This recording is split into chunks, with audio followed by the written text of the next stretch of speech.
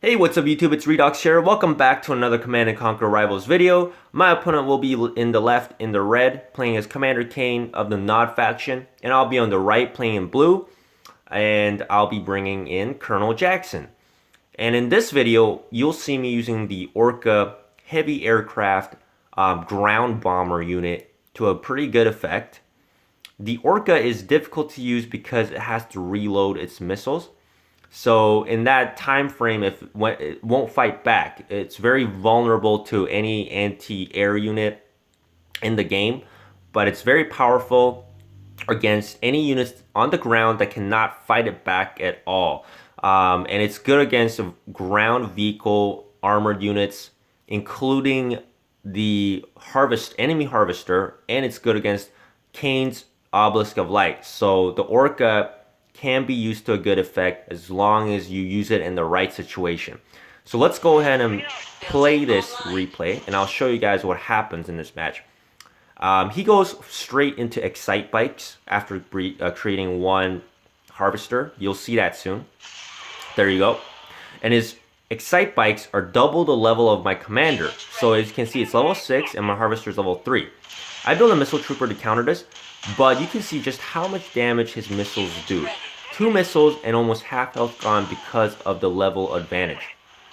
I have to build 2 missile troopers because my harvesters got really low on health. This is why you need to constantly level your commanders so your harvester's level will go up. But I have a lot of under-leveled units right now because I don't have enough unit cards. So I am struggling with that. And anyways, we're going to go back to the game. My opponent builds a chemical warrior from the Hand of Nod to counter my infantry units because I have no anti-infantry right now. I build one tech lab so I can start pushing out tech lab units, but I think that was a bad move from me because I actually rarely use the tech lab. Well, in the end I'll use it, but I really had no reason to build it. I build a shockwave trooper that's level 3, he's level 5, so he almost kills it, but I am able to take down his chemical warrior due to Colonel Jackson's heroic charge ability that will boost the unit's attack speed, but it's pretty much dead anyways. My ground units levels are on GDI faction are just too low, and his Excite Bike almost get my harvester this time, but he does not micromanage it very well. And I move my harvester away. He builds an Obelisk of Light securing the top turret. I build one air unit and I secured the bottom to stop that missile building, but the only reason I built the air unit was to counter his chemical warrior and the Obelisk of Light. And he builds 2 Excite Bikes and he actually gets my harvester. He goes for double harvesters at this point, and he's far ahead in the economy than me. I build a tech lab, which is doing absolutely nothing. That's 120 gas gone.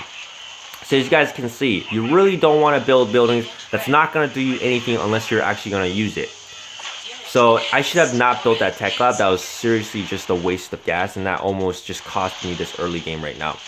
He goes for, I finally send my aerial units on the top, destroying his tower and his chemical warriors. He sends out a rockworm thinking that I might go for vehicle units. And I take the nuclear missile just in time because he does not move his rockworm onto the tile on the bottom. He builds another obelisk of towers on the bottom, so I have to move my units out of the way.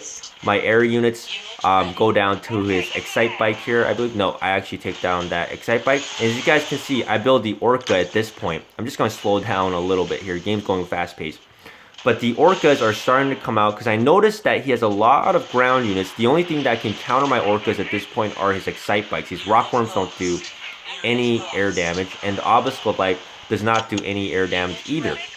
And he's got another Rockworm coming in. He's got more Rockworms coming in. I build one Titan to counter the Excite Bikes on the top, and I try to control the top tile with Titan because Titan is a very strong unit, of course. And you'll see here, look at that damage to the Harvester. Wow, beautiful. Like one missile volley or 2 missile volleys will take down that enemy Harvester, and I take it down. So I built 3 Orcas at this point, which may have been too much because he starts going for Confessors, which are anti-infantry, anti-air units and anti-infantry units. He controls the top finally, and he gets this missile. I have to build a disruptor, finally using my tech lab, for something, right? So I build a disruptor and to counter his Confessors, and they do a very good job of doing that. My Orcas all go down pretty much to his Confessor except for the one on the top. I move it out of the way and destroy the final rockworm on the top. He builds 2 more rockworms, knowing that I have disruptors and the rockworms will easily destroy my disruptors. I build orcas to counter his rockworms, of course, and he builds a tick tank as well. But you see that one did you see that one orca missile volley on the top? It decimated that tick tank in one shot. Any units that have low health will be decimated. He goes for more confessors to counter my orcas. And I have one disruptor. Now I build two disruptors again. And he goes for another harvester at this point, which I don't think was a smart move from him, because he doesn't need that. It's just taking up unit space, and he spent 60 Tiberium gas on that. He goes for a heavy anti-air unit right there, destroying my Orca. But at this point, I win the game. It's too late for him. I control the whole map, and that's how it is. This is how the game goes. I used my Orcas to a good effect. He built the Obelisk of Light like 3 times, and I think he built the Rockworms like 5 times in this game at least.